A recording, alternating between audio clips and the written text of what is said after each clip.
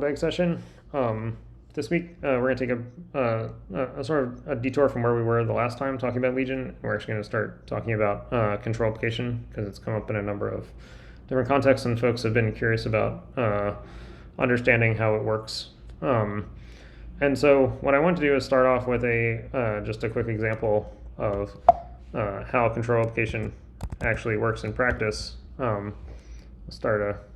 Do a little example here of something with a tutorial that we all understand. So I'm just going to do one of the tutorial examples that you can work through online.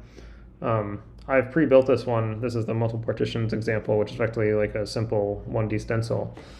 And I've built it with Legion Spy, and let's run it in sort of a standard configuration with a single CPU. We can do Legion Spy logging, dump a Legion Spy log file, and then we can use Legion Spy to make some pictures of what the runtime has done just to work through this example. Let's see. Oh, I need Python 3. Okay. And so, we've got our data flow graph, right? Let me blow this up a little bit and everybody can see it nice and large.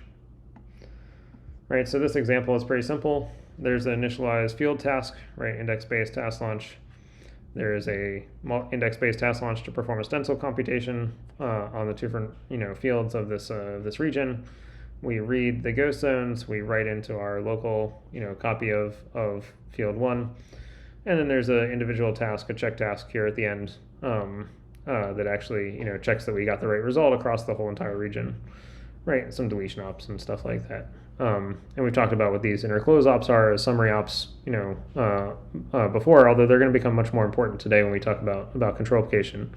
But effectively, this is our example, right? This is our 1D stencil we ran on a single CPU.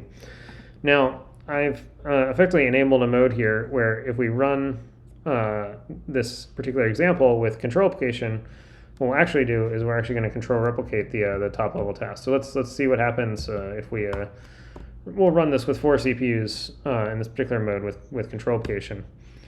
And what you'll see here, if I scroll down a little bit, why is my scrolling not working? Oh, probably because it's off the bottom of the screen. Let's see. There we go. Okay, so if you noticed before, when we look at, when we ran this particular example before, right, you can see some of the printing from the top level tasks, like this partitioning into 4 subregion stuff, that print is in the top level task. If you look down here, you'll actually see that it got printed out 4 times. Right, and the reason for that is that we've actually control replicated the top level task. And what that means is that we've actually run 4 copies of that top level task in this program, but we've still made it look as if those 4 copies of that top level task are all behaving as one logical task execution. So if you actually look at the printing that comes from the point tasks, right, these prints here, these initializing field, that's in the initialized field task. This running stencil, that's from the point tasks and the stencil tasks, and the success comes from the check task, right? So what you can see is that those still get printed exactly once, right? Effectively, the subtasks that we launched off still behave as if they were executed, effectively by, as if it were a single logical top-level task that launched them. Right, so even though we ran multiple copies of the top level task, the rest of the program that was created by that one logical task, is the same.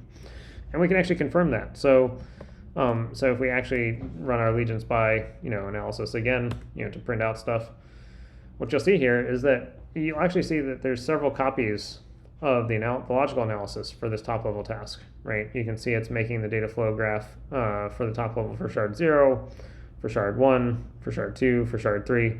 But then there's still just the same one realm event graph, right? So if we actually look at any one of these, data flow top level shard examples, you'll see it actually looks the same as our. Let me blow this up a little bit so you can confirm that it's the same. But it will look exactly the same as our previous sort of logical analysis for the top level task without control application. But it's been replicated 4 different times, right? I can open to shard 1, it'll look identical. Oh, that's a typo, because I need to do that. It'll look the same as as each of them, right? But if we look at the realm event graph, it's the same realm event graph effectively doing the stencil computation that you would have gotten regardless of whether you ran with control application or not, right? And so effectively, control application will make multiple copies of a task in the task graph or in the tree of tasks, but still execute it as if it's a single logical task. Now, I should point out, control application is not exclusive to the top level task. You can control applicate any task in a Legion program, so it doesn't have to be the top level task. It is often the case that people control applicate the top level task, right? But there are a couple examples of folks who actually control applicate intermediate tasks in the middle of the program, and Legion supports that as well. In particular, you can make as many copies of your top level of your control applicated tasks as you want. It's entirely a mapper decision. Your mapper can replicate a task across a subset of the processors, right, or processes, right. It doesn't have to use the whole machine. It can use some subset of them. In this particular example, the default mapper is just doing a little bit of a debugging mode where it'll actually replicate once for each CPU core that we're running on. But it's entirely up to the mapper to replicate a task however it sees fit. It doesn't have, there's no constraints on how it does that. It can replicate on an arbitrary subset of the machine, right, and run as many copies as it wants of a control replicated task. So today what I want to do is start introducing you to how control application works. You're going to see it cross-cuts across pretty much every single feature of the entire runtime, and we'll start to dive into how that actually works. But I do want to talk, effectively what I want to do is actually sort of walk through this example, which is a pretty simple example, and look at some of the API calls that get done and how those are implemented inside of the runtime, and then we'll go take a look at how things actually work, as some of these tasks from this example actually work through the runtime. So let's jump back over here. Let me actually pull up this example over here in the in GitLab. Let's jump into the tutorial. So here's our example code that we were looking at, right? And so this is our top level task. And if we've control replicated this, what that means is that we're actually running several copies of this top level task, on different processors, right? They might be on the same node, they might be on different nodes. In this particular case, that I was running on my laptop, right? They're all on the same node, but each one running on a different CPU core, right? But effectively, it doesn't really matter to Legion whether they're on the same node or different nodes or whatever. We do the right thing no matter what. Okay, so the thing that's interesting about control application, right, is that effectively what it's going to do is it's going to make each of these copies of the task look like they're executing the same logical program, right? So anytime that you do a runtime API call, all this stuff is like argument parsing. That's all duplicated or replicated, between each of the copies of the top level task. So they each do that independently. But anytime that they call into the Legion runtime, if you do an API call here, creating an index-based task launch, right? That's going to work in such a way that it appears as if they are all, cooperating to do that index-based creation. And the name of the index space that they get back is going to be the same between all of the different copies of that top level task. And I've been using this word copy. We actually have a technical name for that. We call it a shard in Legion. A shard is not something that shows up in the Legion program model, but it's sort of an implementation detail and something that's exposed to the mappers too, but is not exposed to the application in general. So in general, we don't want applications to know that whether a task is control replicated or not. That's a decision for the mapper and for the runtime to support, but it's not something that the application needs to be aware of. We want to make it that the code should be the same regardless of whether a task is replicated or not. So if you hear me use the term shard, just think like a copy of one of these tasks that's been replicated. So we want to make all these shards, all the shards will get the same copy, the same handle that comes back, from this index-based creation, right? They'll all have exactly the same name. Similarly, when they do the create field space, right? Again, we're going to give back the same name to all the copies of the replicated tasks. So every one of these runtime API calls, even though they're being done, in a different copy of a replicated task, they're all behaving cooperatively inside of the runtime. So let's actually take a look at what happens when you call create index space, in a control replicated task. So let's see. Let me pop up. Let's open up Legion.cc here, which is where everything comes into the runtime. Right, we've got this indirection, which we've talked about in previous lectures. Right. Let's see. Where is the one that I'm looking for? Yeah, so I think, yeah, so we turn around and call this with the domain, right, which is actually this one, right? And effectively, you see that we dispatch on the context, right, sort of our type erased opaque handle for the context, right, and dispatch that onto this thing. Now, if we go look at the context interface, we've sort of looked at this in a previous lecture, but we didn't actually point out, how these are, how create index space is actually a virtual method, right? So this is actually on the base task class, right? Create index space is actually a virtual method. And the reason it's a virtual method is that, effectively in non-replicated, cases, we do one thing, but in control-replicated cases, there's actually a derived kind of task context, right? We've looked at the task context hierarchy before, right? There's effectively task context and there's inner context and leaf context. We've looked at those kinds before, but there's actually, another derivation of this type hierarchy, right? Which is effectively that there is a replicated context, right? And you'll see that this actually extends the inner context, right? So effectively, there's a further, specialization of the inner context class, right, that's going to handle cases of control application. And in particular, if we search for create index space in here, there is an overload of this particular method, for creating an index space. Let's go take a look at that method here inside of the replica context. Okay, all right. So one thing that you'll find in pretty much every single one of these API calls that come into a replicated context are these checks. And these checks, before we actually go off and do the index space creation, which we'll go look at in just a moment, you'll find these, effectively these checks on control application API calls, right?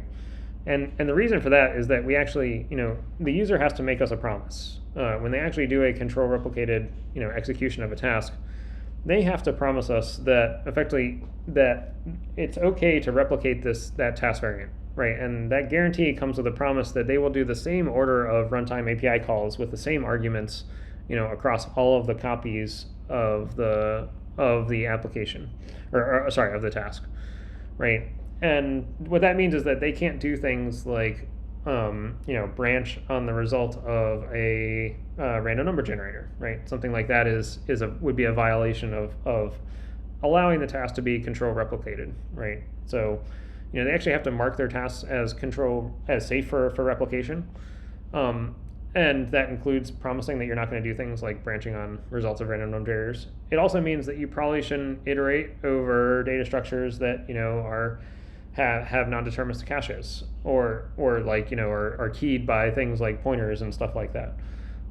We talk about this a lot in the Legion control application paper, so it's documented, what those invariants are.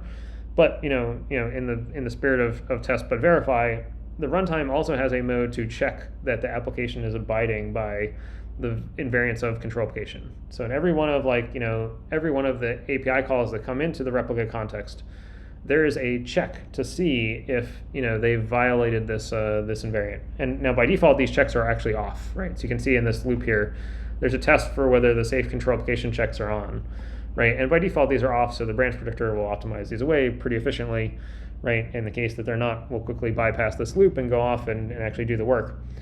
But in the case that they're on, right, what we do, there's actually a two-step check to this, to checking that, effectively they've maintained the invariance of control replication, right? So we've got a little hasher object here that'll effectively help us compute a 128-bit hash using the murmur3 hasher algorithm.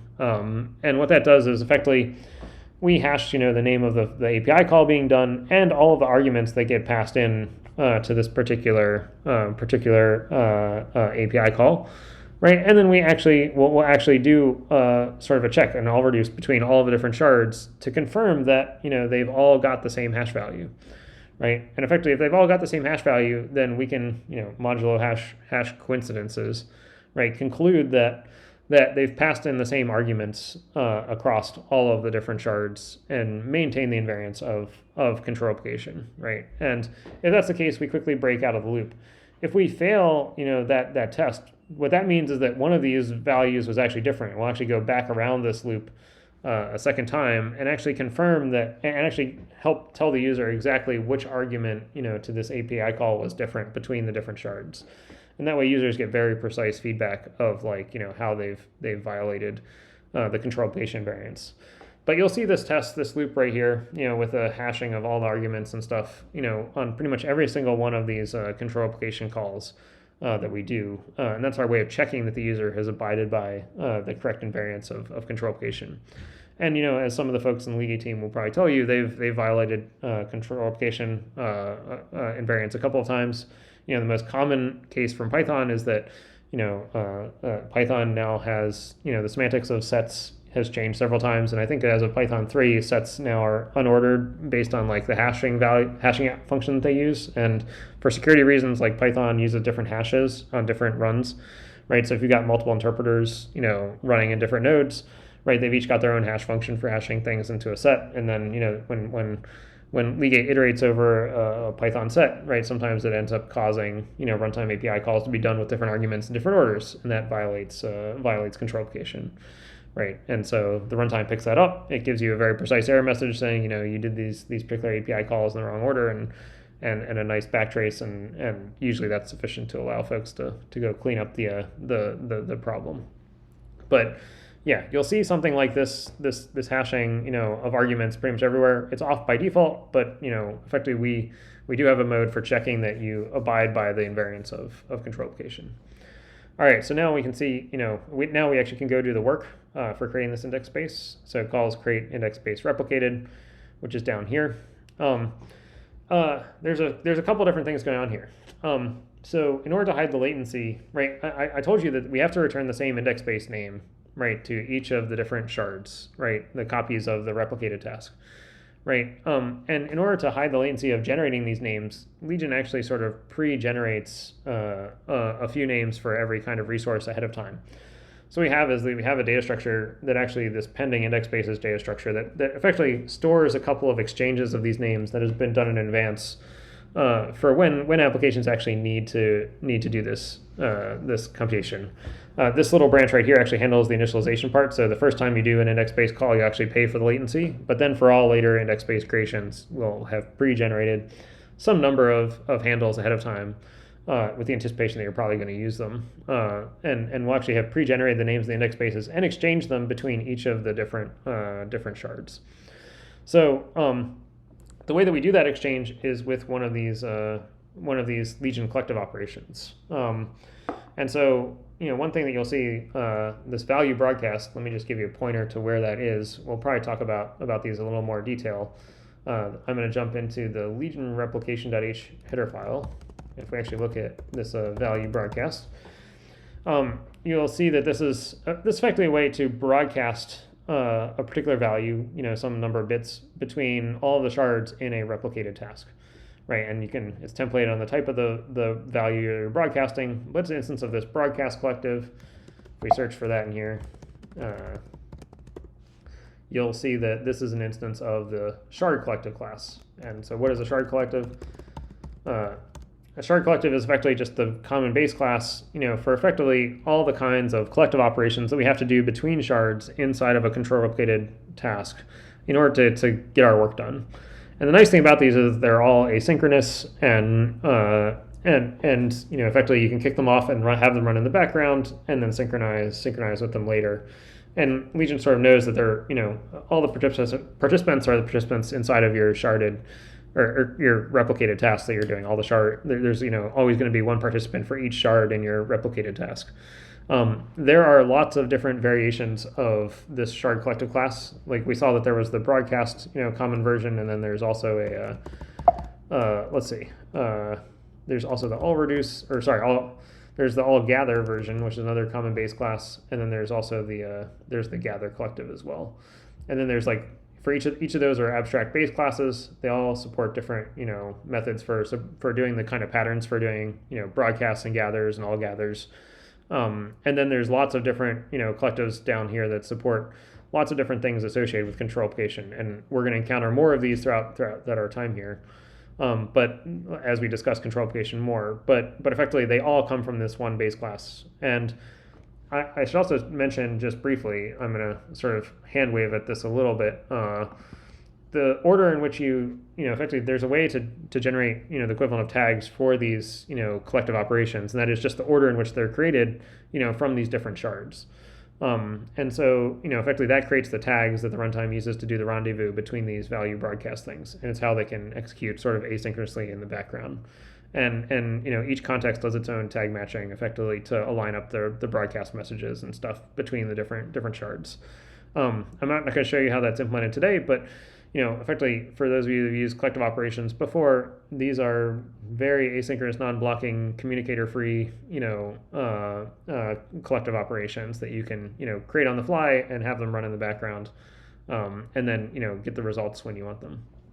So what's happening here in the create index spaces case, right? We effectively pulled one of these value broadcasts off the front of this pending index-based data structure. This pending index-based data structure is just a vector of these value broadcasts with a bool saying whether or not we're the owner shard, right, the one that actually created the name or not, right? And so we pull that off, right, and then we can actually go and decide, if we're the owner, we're going to be the ones to actually do the work to create the index space.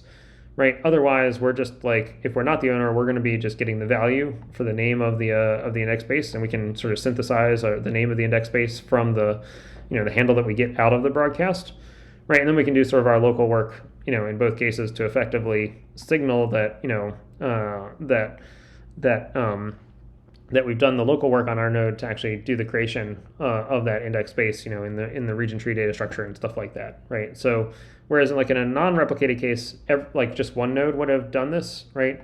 In this case, we've actually got a multi-node call to create index space into the region tree forest, right? And in particular, we pass in this the collective mapping saying which nodes in this replicated task are actually participating in this create index space, or creating this index space in the region tree, right? Because you might have control replicated your task across just a subset of the nodes, right? So it might be that you're telling the runtime we're only making copies of this index space on a few of the nodes inside the machine and not all of them, and the runtime will do the right thing in each of those cases, right? But effectively that ensures that we've made this we've made this index space operation on each of the nodes that the task is replicated on. The last thing to point out here is that there's actually a phase barrier here, right? To effectively mark when we've actually finished doing that creation on each node, right? So each of our shards will do an arrival on this phase barrier to effectively say that, they've finished their work to actually, tell the runtime to actually set up this index space on their local node, right? And then, this part here is actually popping stuff off of those pending index spaces and whether we should increase. Well, I'll explain this part just a minute. We'll come back to that part because it's a little confusing. But effectively, let's see. Where's the phase barrier weight here? Pretty sure there is a phase barrier weight here. At least there should be. Let's see.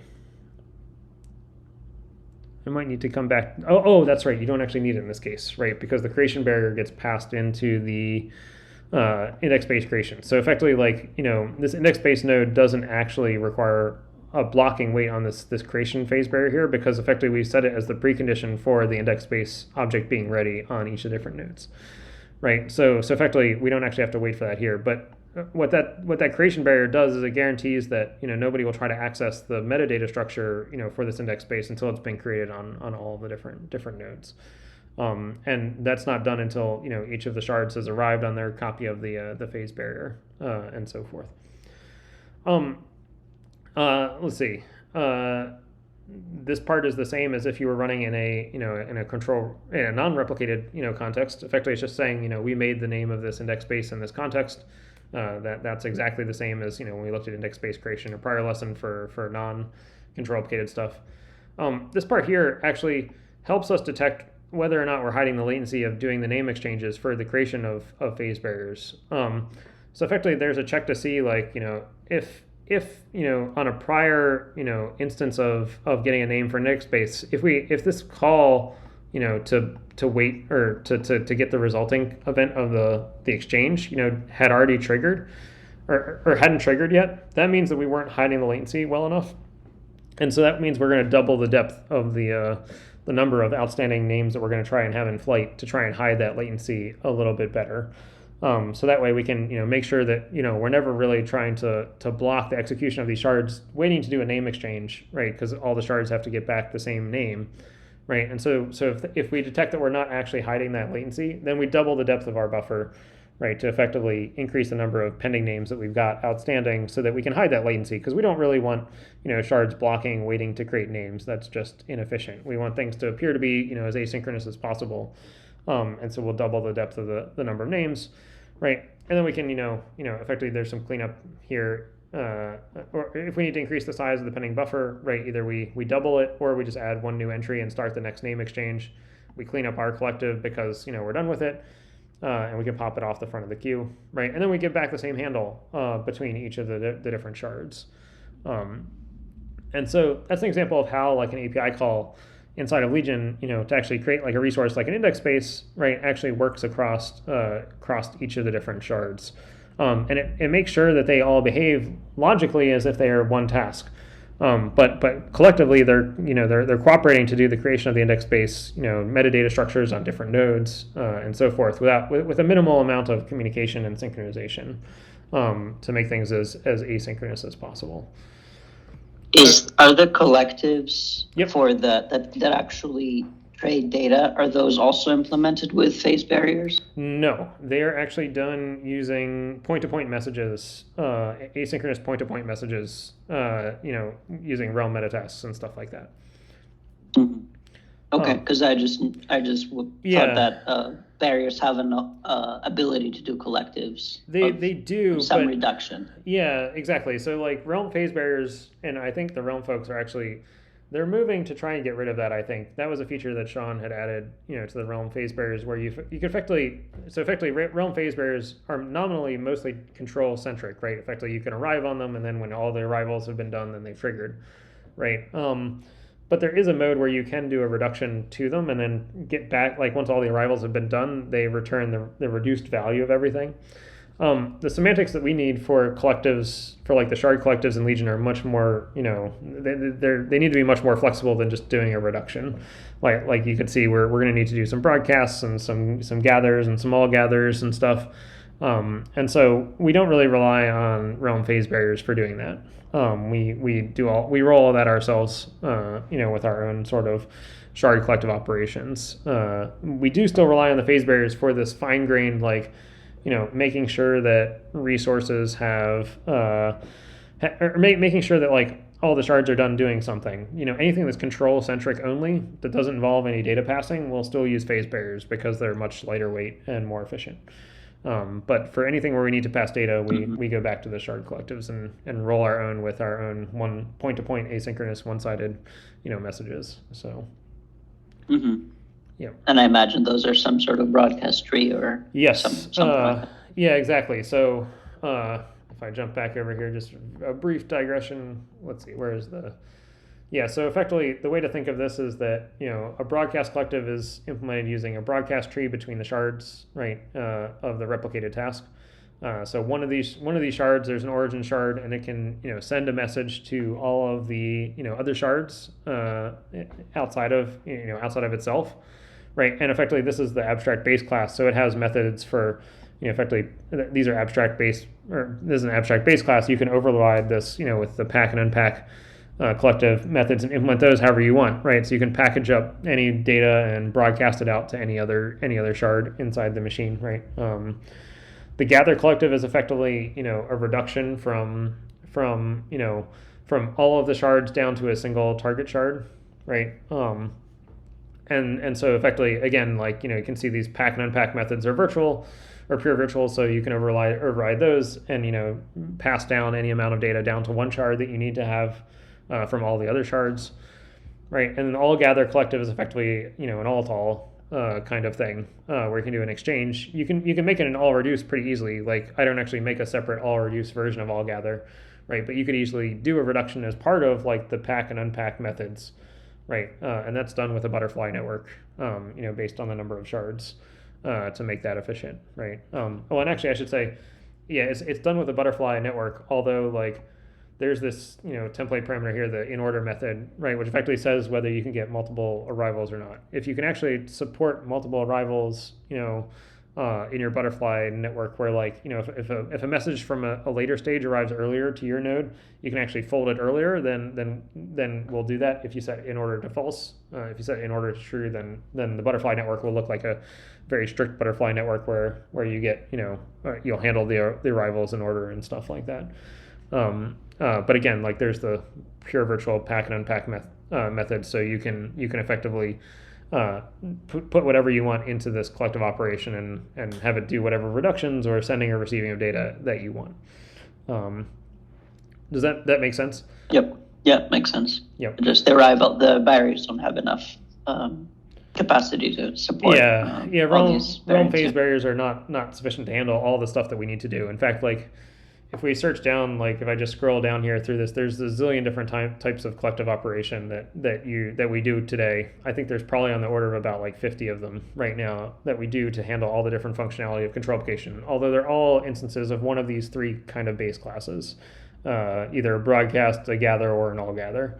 And as I mentioned here, if you look here in like the actual base class for all the shard collectives, right, effectively these collectives are all asynchronous, right? So you effectively like are gonna, when we actually get a look at how some of these are implemented, like they effectively kick themselves off asynchronously, and then you can effectively decide when to wait on them, and you can even get back like a runtime event that says when they'll actually be ready. So then you can build a continuation and only do stuff when the collective is actually ready. So we try to use these things as asynchronously as possible in order to hide all the latencies. And do everything in continuation passing style to make sure that we hide any kind of communication latency as much as we can. Okay. Any more questions on that part before I go on to something else?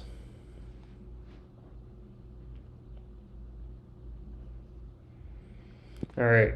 Okay. Let's go back to our example here. So if we come back and look at some of these other things, a lot of these other things are going to work very similarly to create index space. So if we look to create field space, it'll look very similar to create index space. It's just a different kind of handle that we need to make, but we still need to do the same kind of collective work and same kind of phase barriers and stuff.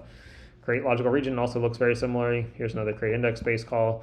That's the same API call as up here. I'm not going to show you the partitioning stuff here because they're actually a little bit tricky. What I do want to do is get to some of these like index space task launches to show how they're actually managed for control application. And at some point, probably not today, but at a later point, maybe we will come back and look at how some of the partitioning operations are supported in control applicated context. But let's actually, I do want to get to this, like how do we execute index space task launches in control applicated context. All right, so let's actually take a look at this execute index space call in Legion context. Let's see, where are we? Here we go. That's replication. Okay, so here we are in replicate context execute index space. So again, this is an override of the base index space or index context class, right, for executing index space task launch, right? Special case here for must parallelism. We'll ignore that. It's a very, very niche case that is mostly deprecated and will be removed at a future point. But here is the code for doing our control application checks, as we talked about before, right? Again, make a little hash literally all of the arguments in the index-based task launcher, right, into this hash value, right, down to 120 bits, and then see, which ones, diff across the shards. If they're all the same, then they're all good. Otherwise, we move on. Most of this code is the same as the non-control applicated case. Effectively, if you've got special cases with like empty index-based task launches or your task was predicated false, right, you can do fast outs and stuff like that. Now, here's where things start to diverge from the normal execute index-based task launch, right? So effectively, instead of giving a normal index-based task launch, we're going to get a special instance of this REPL index-based task launch, right? And the way that this works is that effectively what you're going to find in Legion replication.h is that for every one of the kinds of operations that might go through our single task, or through our normal pipeline, our non-control applicated context, there's an equivalent operation that goes through the replicated version of the pipeline. In particular, you'll see that and I've named all these as REPL and then the name of the operation from the common base task, right? And so a REPL index-based task is a replicated index-based task launch, right? Which does inherit, from the base index-based task operation. So effectively, this is an overload of how index-based task launches work in non-control replicated contexts. So wherever possible, we're going to share functionality, with the base index-based task class. But there's also going to be lots of specializations for control replication. And we'll talk about what some of those things are. But effectively, you'll be able to find REPL versions of pretty much every kind of operation that goes through a Legion pipeline. There's a replicated version that also is handled for control replicated cases like that.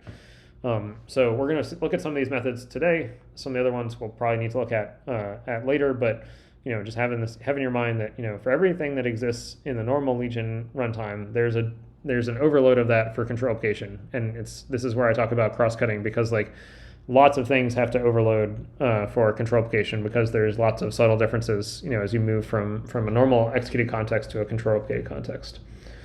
Okay, let's go back to Legion context.cc. So effectively, we asked the runtime for one of these replicated index-based task launches, because it's going to be a replicated version of this. Right. This call right here is actually the same as the normal index-based task launch. This is the initialization of effectively of the base task, and so that method is not overloaded. This one is actually the same across both normal index-based task launches as well as replicated index-based task launches. And this should make sense, because effectively the arguments to this task launch are the same, right? All the stuff that you're getting passed in to this index-based task launch will be the same whether you're running a control replicated or non-control replicated task. So you can initialize the task pretty much the same way that you do in a non-control replicated case. What we do have, and this is a pattern across all of the control replicated operations, is we also have this additional initialize replication API call, which allows the replicated index-based task launch to initialize any stuff that it needs to do specifically for control replication. So if we actually go look at let's look at REPL index task initialize replication. Right, so we see what's going to happen here is you can actually see this is sort of an example of some of these collectives I talked about. Effectively, if there's certain collective operations that this replicate index-based task is going to need to do as part of its execution, right? So if it's got a reduction function and it needs to do a deterministic reduction operation, it's going to make two of these collective these shard collective operations that we talked about before, right now before it actually kicks itself off into the pipeline. Right, and the fact that we can make these now, right, effectively is how we establish, a consistent global ordering of the collective operations. So when you make these things, they actually assign themselves a unique tag, right, in the order in which they're made. And because the order in which, tasks are launched deterministically across the shards, that also guarantees that the order in which these collective operations are made is, the same across the shards, and therefore they each make their same tag in the same order. Right, and therefore they'll be able to align themselves up across the shards, even though these collectives are going to be used asynchronously during the running of the pipeline, as the task runs through the pipeline and stuff like that. So effectively, depending on what this task is going to need to do during its execution, it makes various different collective operations that it might need to do. Right, so if we've got a reduction, we've got different kinds of reductions here for deterministic and non-deterministic, future reductions or buffer exchanges. If we've got output regions, there's some other kinds of collectives that we need to make here for exchanging output extents, right? If we're running safe mapper checks, we make it. We don't actually make the collective yet, but we actually get the ID for what the collective is going to be, right here, so we can do it deterministically. And then if we've got a concurrent index-based task launch, we need to get some barriers that we need to actually be able to synchronize that across the shards. So effectively, any work that this replicate index-based task is going to need to do, it'll pre-allocate, sort of the collectives and barriers and stuff that it'll need, in a consistent way across the shards at a point where program order execution is established, right? And so it does that, right here before we kick things off. The nice thing about this is that these are all pretty much, free. And I say free, I mean, you still pay for the mallocs and stuff like that, but there's no communication between the shards at this point to set these things up, right? In fact, it's just bumping counters and creating objects and stuff like that. It doesn't involve any any communication between the shards in order to establish these things. The communication will happen later as the operation is running through the pipeline, but ideally there's then task parallelism and pipeline parallelism of operations going through the different stages to hide any communication link that's going to be associated with these different collectives. Okay, so effectively once you do this extra initialized replication call, and that gets done in a consistent order across the shards because the application task the application has actually launched tasks in a consistent way across all the shards, and we check that, right? And then we can go ahead and kick off the task launch into the pipeline the way we normally would. In fact, this method right here is the same, for both control application and non-control application cases. So you effectively are kicking off this REPL index task the same as if it were a normal index-based task launch. It goes into the pipeline of operations and starts proceeding through the various different stages of execution, the same as if it would, in a non-control replicated context. Okay, any questions about that before we look at a couple of stages of the pipeline for this REPL index-based task launch? Okay, no questions. All right, so let's actually take a look at a couple of stages of the pipeline for this REPL index-based task launch. So you can actually tell which stages of this task are actually overloaded for control application, right? So these are the ones that we effectively overloaded the virtual methods for various stages of the pipeline. We provided overloads of each of these virtual methods, right? And these are the different stages. So we can actually go look at some of these for each of the different parts of REPL index-based task launch. So let's actually look at. Let's search for, if I can type, trigger pre-pipeline stage. Okay, so this is the pre-pipeline stage for the REPL index-based task launch.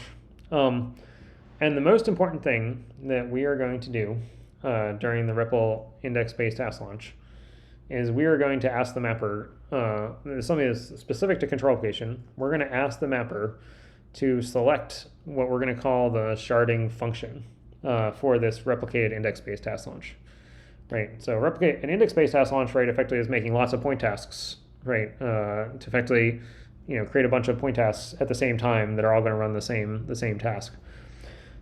For control application, the way that we ensure that that each of those point tasks get executed exactly once is we use the sharding function to say which shards will be responsible for mapping and executing each of the different point tasks.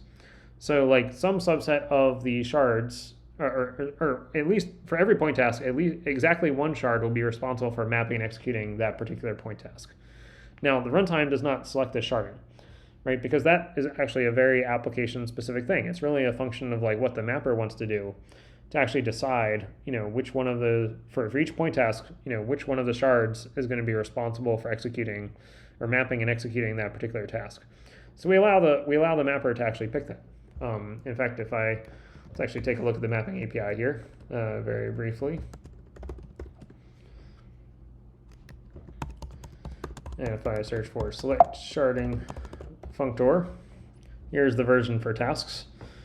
And effectively, this is the mapper API call that, you get from the runtime to effectively say, please select a sharding functor, to map or for how to shard this particular task, right? And, effectively we give you the names of all the processors where, where there are copies of the parent task running, right? And then you get to pick your sharding functor that you've pre-registered with the runtime, to effectively say, which sharding functor you want to use to map point tasks to shards. And actually, let's just take a brief digression over here to show you the interface for the sharding functors. So this will just to close the loop. Right, so sharding functor is a really simple class, right? Effectively, it has a shard method that you provide that, we give you the name of a point in the index-based task launch. We give you the domain of all the point tasks, of all the points in the index-based task launch. We tell you the number of shards that there are, and then you tell us which shard you want to own each of those point tasks. There are variations, with domain points instead. If you there are some ways nominally like shards are just like identified by an unsigned integer, but we do allow the mapper to actually assign when they replicate a task to effectively say that there's like multi-dimensional shards and stuff like that. That's what this method is here for. If the mapper has chosen to use like multi-dimensional shard names, then we'll call this version instead, but it's effectively doing exactly the same thing. There is an optional like invertible method where like, given a shard ID, can you tell us all the points, that map to that shard? But the sharding pointer doesn't have to implement that. It can set, is invertible to false if they want to. But users can register as many sharding functors as they want, right? And effectively, they can create as many of these as they want. The one requirement that we do have, if we come back here to, let's see, where were we? Over here. The one requirement we do have is that the mapper actually has to pick the same sharding functor, across each of the shards. So you actually get one of these callbacks for every single one of the shards, but we do need the mapper to tell us the same answer across for the same task launch across each of these different copies of the replicate index based task launch. And so you can see, like in debug mode, right? Effectively, there's a way to check this. We'll actually do the check that you gave us the same sharding functor across each of the. Well, actually, I should say, sorry, the check is actually down here. If your unsafe mapper checks are on, we'll actually, effectively have shard 0 broadcast out the name of the shard ID that its mapper selected, and everybody else, then grabs the name of that and actually checks that, did the same result get handed back, for each of the different shards, and complain if that's not the case. Actually, this is for the collective view region requirements. That's actually checking a separate variant. Here's actually the check, for the shards. I'm sorry about that. But effectively, there is a check to say, like, did you select the same sharding functor on each of the different copies of this replicate index test? Because if you didn't, that'd be very bad, because the runtime is going to assume that, like, it can effectively use that sharding functor to uniquely identify, for each point which shard is actually responsible for owning it. And then, of course, like you see, we actually do the base call here. So like we do all the same stuff that, the normal index-based task trigger pipeline does. It's just that we're also doing this selecting of the sharding functor. Now let's actually take a look at, we'll take a look at the next stage of the pipeline. Hopefully we'll get through the next 2 stages here before we run out of time. Right, so the next stage of the pipeline is this trigger dependence analysis stage. So if we go look at that, let's take a look at REPL index task trigger dependence analysis. Okay, let's ignore the must epic stuff. Must epic launches are going away and don't really matter too much. But what you'll see is that there's an extra argument to analyzing the region requirements. This is actually a change that Steven made relatively recently. But effectively, this analyze region requirements API call will go through for each of the region requirements for this task launch and perform, the mapping dependence analysis to figure out what prior operations like index-based tasks and stuff you have a dependence on. Now, the thing to keep in mind is that each one of the shards is performing their own copy of this logical dependence analysis, right? So they are each separately computing, dependencies between the prior task launches that were done inside of their context, and they've replicated this computation across each of the shards. And that's why, like when I showed you earlier here, like when we actually did this analysis, there's actually a separate one of these data flow pictures made for each of the different shards, and that's because they're each doing their own computation of the logical dependence analysis in this trigger dependence analysis stage, right? So they're all doing exactly the same computation with the same arguments and the same task launches and stuff in the same order. And the nice thing about that, I mean, it might sound expensive, but the reason that it actually doesn't cost that much is that, effectively that's done at the granularity of index-based task launches. It doesn't actually break down into the individual point tasks and stuff like that. So you can actually replicate that cost and have that be independent of the scale of the machine that you're running on, because normally your index-based task launches are spanning at least a good chunk of the machine, if not all of it, for what you're targeting in your parent task. Right, and so it's not actually terribly expensive to replicate that cost, across each of the different shards. The one thing we do is we do pass in our sharding function as part of this analysis, and we're going to need a separate, discussion to talk about why we need to pass in the sharding function to the logical analysis to help with doing the logical dependence analysis. But we'll get to that another day.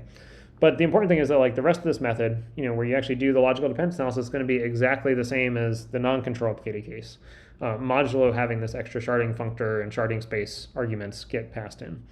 And so we'll have to go take a look at that a later day.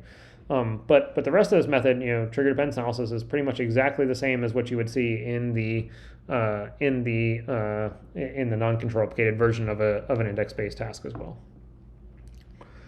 Okay, any questions about that before I move on to the next and third most important stage of the pipeline?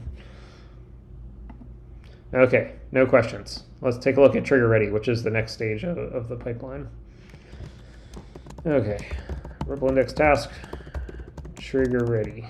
Okay, so this is effectively the stage that gets called when all of your mapping dependencies have been satisfied and you're now ready to run your task through the rest of the stages of the pipeline, right? And actually start doing mapping and execution and stuff like that, right?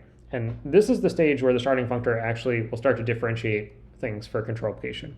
This is the part where we're actually going to say, figure out which of our point tasks actually exist on our, on our local shard, and then, actually only do the mapping and execution of those particular point tasks, right? And specialize for the fact that we know that we're control applicated and not actually running, multiple copies of this task on each of the different shards. Let's see. So there's a special step here. We just get our replicated context. That's just dynamic cast of our parent context, which is normally an inner context, just specializing for that. This is some setting, effectively telling our future map what our sharding function is. That's an implementation detail for replicated future maps, which we'll talk about at some point later. But effectively, here's the important part right here. This is the stage where we actually say, for our index-based task launch, figure out exactly which point tasks are local to this particular shard, so that we can then take responsibility for mapping and executing those particular point tasks. And the other shards will take responsibility for other point tasks and do their step. So we're computing this internal space. This internal space is an index space that represents all the points that are local to our particular shard. And to make this efficient, we actually, the sharding function operation will actually cache this operation because it knows that sharding functors are pure functor objects, right? And so I'm actually going to show you this part, but effectively what this does is effectively the first time that given a particular launch space and sharding space, it will actually compute a unique index space name for the set of points that are local to this particular shard. This our local shard here on this for this replicate index space task launch. It does this effectively. There's an if else here because sometimes the mapper may have given us a sharding space, or sorry, the application may have given us a sharding space in which to pass into the sharding functor. So if you've got one of those, you pass that in. Otherwise, you sort of use the same space as the launch space. That's just a detail for applications may want to do this for cases where maybe you do maybe you're doing planes of a 3D, you're doing index space over 2D planes of a 3D index space volume, right? And so you want to have a 3D sharding space, right? And you want to see that your sharding space is part of a larger volume. So you can the applications can pass in a different sharding space, but that's just handling each of those two cases there. But the result is the same. We get back an internal space which names the set of points that are local to our particular shard that this replicate index space task is then going to be responsible for going off and mapping and executing. Okay, there's some stuff here that is sort of the same for or specializations for tracing, right? Effectively recording the sharding functor. If you're going to need to replay this replicate index space task in a trace, you want to remember the sharding functor. If you're doing concurrence stuff, there's some special cases for that. And then there's this if-else branch. And this if-else branch does deal with this internal space, right? There's nothing that says that the application has to map at least, or has to shard at least one point to every one of the shards. It's possible that your sharding functor actually makes it so that some of the shards have no points at all.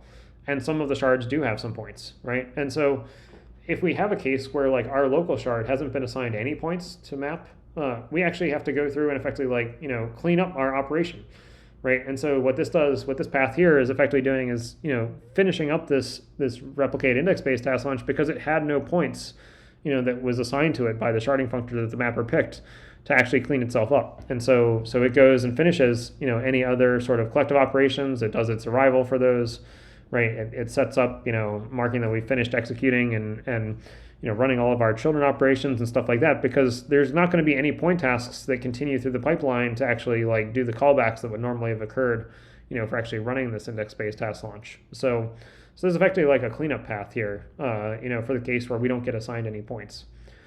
But if we do get assigned some points, right, then what we're going to do is effectively just add ourselves into the pipeline. So we record how many total points do we have that were sharded to our local node, right, from this internal space. So we can set up our total points. We can then go about enumerating any futures for that number of points that we have on our local shard, right? We can create our slices and then add them into the queue, right? Actually I should say there's a little variation here. Effectively, like one thing that does happen here is like one way to think of like sharding is it's almost like a first pass on the slicing operation for the mapper, right? And the mapper can actually say that like they don't want to do any more slicing after they've done the sharding operation. If we actually go look over here at the let's see, where was my mapper API call here? Ah, yes. So the mapper has this option, here in the mapper call to effectively say, we've done the sharding, which is kind of like a first pass on slicing that we've talked about in prior stages of the mapping API, right? So you can effectively say like, I don't need to bother calling the slice task mapper call because, effectively the sharding already did the effect of the slicing that I'm done with it. But if they set that to true, then they'll still get the map slice or slice task API call, even after having done a sharding API call. So coming back to here, where were we? No, not that one. I think it was, no, I lost myself. Oh yeah, here we are. So effectively, like, if they've asked us to do more slicing, we'll make slice tasks and recurse, effectively doing slicing and stuff like that. We'll call trigger slicing to actually do the slicing. Otherwise, we can go ahead and add ourselves into the operation. And then, after this point, this index space, this REPL index task effectively goes through the pipeline the same as a normal index-based task launch, right? Effectively, it's going to map and execute all of the point tasks that were locally sharded to it, the same as if it would do, as if it were not, control replicated. And so the remaining logic for the index-based task launch sort of takes over from the base class. And then does the mapping and execution and stuff for all the point tasks, that were sharded to this replicated index-based task launch. So I see that I'm over time, so I'm going to wrap up here and give everybody a chance to ask any questions. But let's see, where was our example here? Here's the tutorial. So effectively, that's how, like, when you do an index-based task launch, each one of the shards will take responsibility for mapping and executing a subset of the points, right, associated with this index-based task launch, right? And the same thing will happen with the other index-based task launches. And we didn't look at this today, but in the case of a single task launch, exactly one shard, you still pick a sharding functor for this task launch, and exactly one shard will take ownership of running the single task, mapping and executing the single task operation. And maybe we'll look at that in a future time. But that's how we end up with like achieving the same event graph, regardless of how many replicated copies of this index space or of this top replicated top level task that we've run in this particular example actually execute. So there's a lot more to cover about control application. We're going to need to look at logical analysis in more detail. There's a lot of gotchas in there. I want to look at some more of like things like replicated feature maps and other parts of control application as well. So we'll do that in a future session. Are there any questions I can answer today before we wrap up?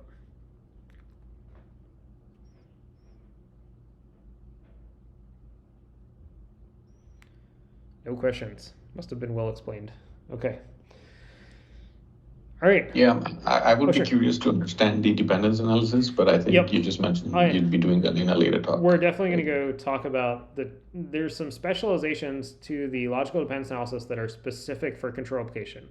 And I definitely want to get in that because it's very important to talk about, effectively, if you've got each of these, the interesting scenario, I'll describe it now without saying how it's fixed, but effectively, like, these, like the index-based task launch for this index-based task here and the index-based task launch for this one here, they're each proceeding through the pipelines of each of the shards independently, right? And those pipelines, for however many copies of this replicated top-level task you've got, right, those pipelines are not synchronized with each other. They do not execute in lockstep.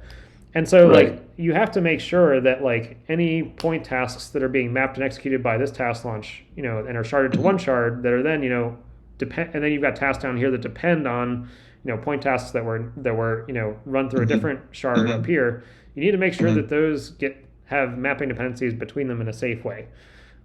Because those pipelines are not synchronized with each other; they don't execute lockstep. Right. So, but in terms of seeing the task and the dependencies, like which regions these tasks use, that's very consistent. Right? That's consistent. Effectively, they all see the same sort of top level projection region requirements and stuff like that. So we have some consistency there, but we are going to have to add some sort of mechanism to point out where the pipelines need to synchronize with each other, right? And we will get into that probably the next time.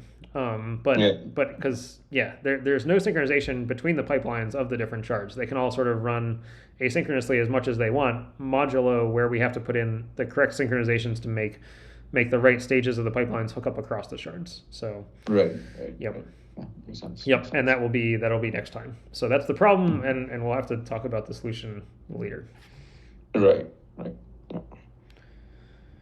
Yeah, I'm good. Okay. Thank you. Yep. Any other questions I can answer before we wrap up? Okay. So we will get into how we deal with that, those other parts of control application next time. Thanks, everyone.